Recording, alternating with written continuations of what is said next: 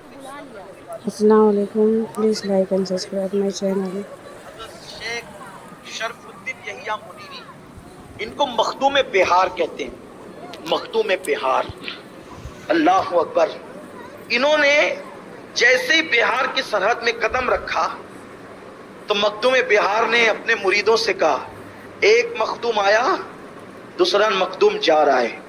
मुरीद समझे नहीं, या अल्लाह ये अल्लाह के वली कैसे हैं, खानका में बैठ करके कैसी बाहर की खबर रखते हैं, यदे बैजा लिए बैठे हैं अपनी आस्तीनों में। क्या शान है अल्लाह के वलियों की। और सुन्नियों, कितने खुश नसीब हो तुम कि तुम्हारे हाथ में ऐसे वलियों का दामन है। अपने हाथ कितने कीमती है, इसलिए खुदा के लिए जिन हाथों में इन वलियों का दामन है, इन हाथों में रातों को मोबाइल लेकर इंटरनेट पर जिना के मनाजिर मत देखा करो, इन हाथों से गेम मत खेला करो, इन हाथों से गंदे बुरे काम मत किया करो। इन हाथों में बड़ी अजीम अमानतें हैं, अल्लाह वालों की अमानतें हैं। अगर इन हाथों से गलत काम करोगे तन्हाई में, कोई देखे ना देखे, अल्लाह देख रहा है। और ये दामन अगर तुम्हारे हाथ से छीन लिया गया तो तुम कहीं के नहीं रहोगे। इसलिए इन दामन की कद्र करो। अरे ये वही दामन है जो कयामत में हमें बहुत काम आने वाला है। ये निस्बतें नजर नहीं आती। आप कहते हैं हमने दामन पकड़ा है कस के, तो ये दामन है कहाँ? अरे ये दामन नूरी दामन है, और नूर कभी नजर भी आया है। बस इस पे यकीन रखो और अपनी निस्बतों को इस्तवार करते जाओ। मखदूम बिहार कहते हैं, एक मखदूम आया, दूसरा चला। मेरा शौक आ गया। अच्छा चलता हूँ। दुआओं में याद रखना, मेरे जिक्र का जुबां पे स्वाद रखना, चन्ना मेरे आवे। तो आज रास्ते में आपने क्या सुना? स्पॉटिफाई सुनते जाओ। चन्ना मेरे दूसरा चला। लोगों ने कहा हुजूर मतलब? कहा कि मोहम्मद, सैयद मोहम्मद अशरफ नाम का एक जवान आ रहा है और मैं जा रहा हूं।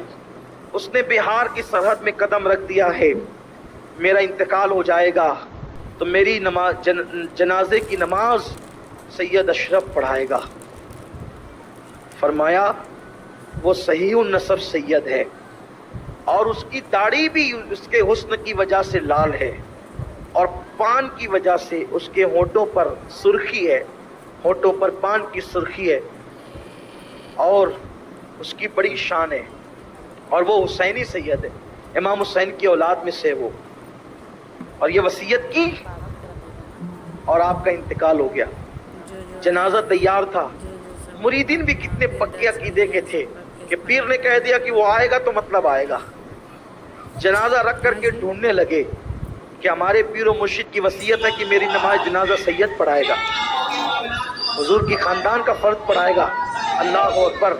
तो लोग निकले ढूंढने के लिए, तो देखा कि मखदूम पाक सामने से आ रहे हैं। कहा आपका नाम? कहा सैयद मोहम्मद अशरफ। कहा हुजूर चलिए, हमारे पीर और मुर्शिद शेख शरफुद्दीन यहिया मुनीरी का इंतकाल हो गया है, आप जो है वो तशरीफ लाए। और आने के बाद आपने नमाज जनाजा पढ़ाई, नमाज जनाजा पढ़ाई और आपको दफन कर तदफीन हो गई। तदफीन करने के बाद मखदूम अशरफ ने कहा भाई हमने नमाज जनाजा तो पढ़ाई, लेकिन हमारी अमानत भी तो दो, हमारी अमानत तो हमें। लोगों ने कहा हजरत आपकी क्या अमानत है?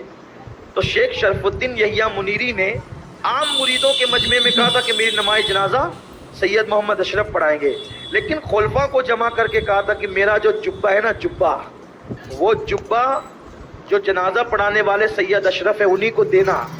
तो मुरीदों में तो जो बात थी वो ओपन थी, खुलफा में जो बात थी उन लोगों ने सोचा कि इतनी कीमती नेमत पीर साहब की हम किसी अजनबी सैयद को क्यों दें, क्यों ना छुपा दें उसको, बाद में अपने काम आएगा। तो याद रखिए कि ये जो फैजान मिलता है ना, फैजान लिबास का, पीर के अमामे का, टोपी का, ये जिसके लिए वसीयत होती है उसी को मिलता है, जिसकी तरफ इशारा होता है, हर किसी को नहीं मिलता। तो मखदूम पाक ने फरमाया मेरी अमानत लाओ। मुरीदों ने कहा हुजूर आपकी कौन सी अमानत? देखा कमरे के अंदर वसीयत हो रही है, मखदूम अशरफ जानते हैं और मुरीद होने से पहले जानते हैं। मुरीद होने से पहले जिसकी ये शान हो, मुरीद होने के बाद उसकी शान का आलम क्या होगा। कहा मेरी अमानत दो। कहा हज़रत आपकी कोई अमानत हमारे पास नहीं, हमें कुछ नहीं समझ में आ रहा आप क्या कहना चाहते हैं। آپ جو بات کہنا چاہتے کھل کے کیجئے. تو سرکار مخدوم اشرف جہانگیر سمنانی نے فرمایا کہ تمہارے پیر و مرشد نے اپنے جبے کے بارے میں وصیت کی تھی کہ میرا جبہ جس نے نماز جنازہ پڑھائی ہے اسی سید محمد اشرف کو دینا یہ خرقہ، تو وہ میری امانت ہے، مجھے دو. تو خلفاء نے